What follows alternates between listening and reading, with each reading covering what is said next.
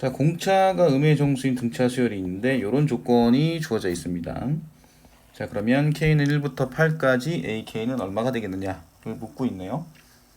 일단 여기서 처음에 확인할 수 있는 게 지금 a6이 마이너스 2라고 했는데 공차가 음의 정수라고 했어요. 그럼 등차 수열 a에는 무조건 정수라는 사실을 확인할 수가 있죠. 그죠? 그리고 여기 시그마를 봤을 때 절대값을 씌운 그 수열의 합과 씌우지 않은 수열의 합의 관계에 대해서 나와 있어서 그러면 이렇게 항을 쭉 써볼게요. 자, 이런 식으로 A7, A8.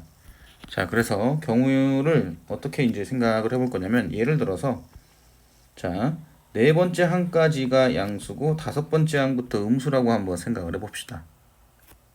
그러면 여기 좌변 있죠, 좌변. 이 절대값을 씌운 부분에서는 어떻게 될 거냐면 a1 더하기 a2 더하기 a3 더하기 a4 이렇게 될 거고 마이너스 붙이고 a5, a6, a7, a8 이런 형태를 쓸 수 있겠죠.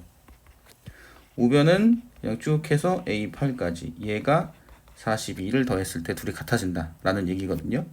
그러면 항을 이항시켜서 정리를 하게 되면 마이너스 2 A5 더하기 A6 더하기 A7 더하기 A8 이렇게 되고 이게 42가 된다. 이렇게 이제 생각을 해볼 수 있거든요. 그러면 요거는 등차 중앙을 활용을 하게 되면 자 2A13, 2A13 이렇게 이제 생각을 해볼 수 있을 거고 4A13이 되고요.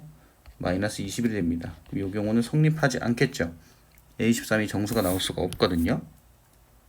자, 그럼 두 번째. 자, 네 번째 항부터 만약에 그 음수가 된다라고 생각을 해보게 되면 자, 요거는 등차 중앙이 되거든요. 그리고 요건 5A6이 되겠죠. 그죠?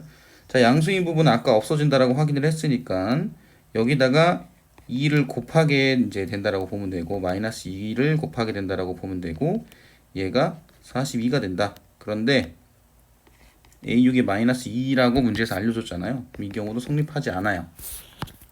그러면 세 번째, 이번에는 어떤 부분으로 생각을 해볼 수 있냐면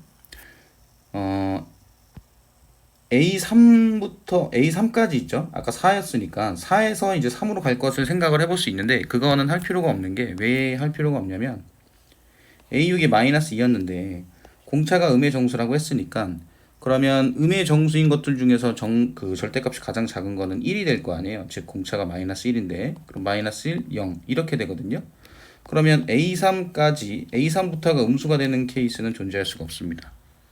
그러면 언제까지만 볼 거냐면 A5까지 양수고 A6부터 음수가 되는 경우.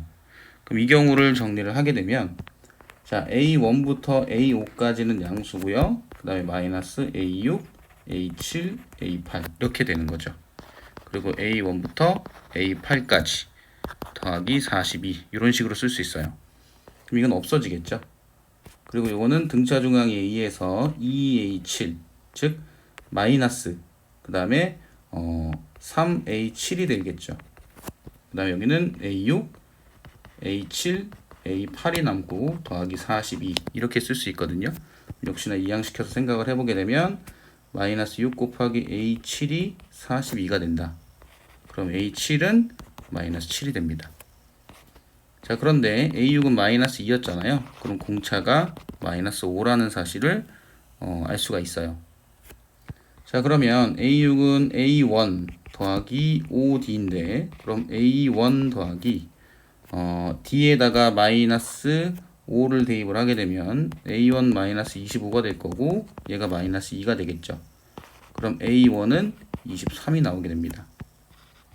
A8 같은 경우에는 A7에서 공차를 한 번 더해주면 되겠죠.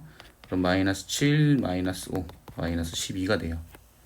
자, 그래서 시그마 K는 1부터 8까지 AK는 어떻게 될 거냐? 2분의 8 곱하기 초항 23이었고요. 여덟 번째 항이 마이너스 12였네요. 이거 약분하면 4가 돼서 4 곱하기 11입니다.